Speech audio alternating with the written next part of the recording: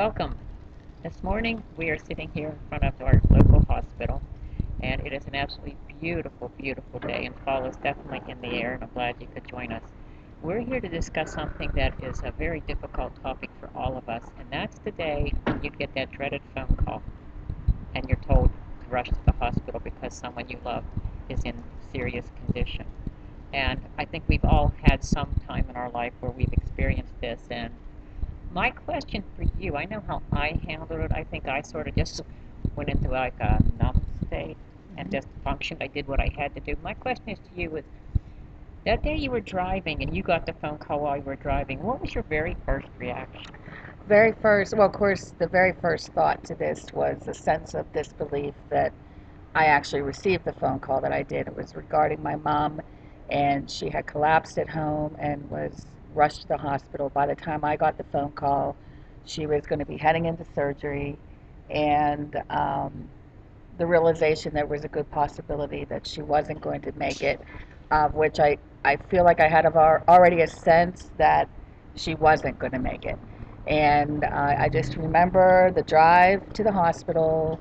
A song was playing on the radio, "Calling All Angels," which was to this I day. just heard that song last week for the first time. Yeah. And I can't help but think of you. It was "Calling All Angels," and all I remember doing was praying for my mom's peace, whatever gave her peace, whether that meant that she would stay with us or whether that meant that she would pass. Because along with all this information was the understanding that even if she survived, she probably would not be mentally as capable, uh, as before. So that also weighed on my mind.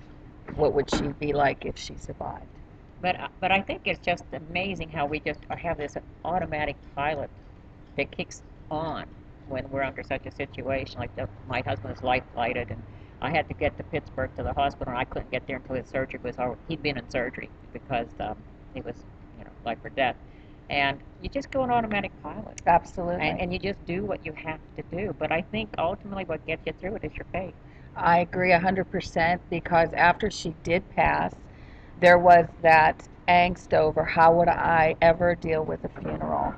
And all I can say that there was such a sense of peace that came over me during that entire process that I actually got through the entire funeral without tears. I remember feeling a sense of pride when they were doing the memorial for her.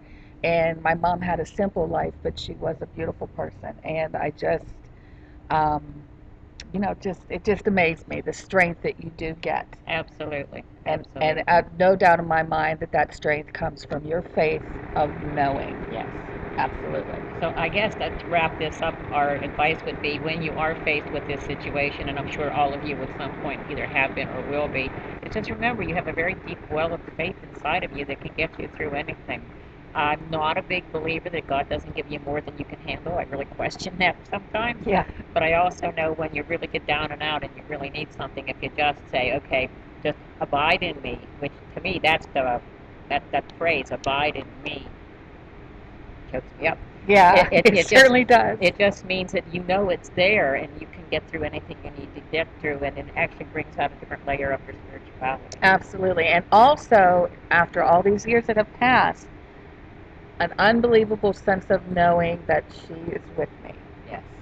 And my dad also, because I lost him 13 Yes. months after my mom. But there is a very strong presence with my mom, no doubt in my mind that she is now my guardian angel, and it's just absolutely beautiful when you can realize that the circle completes.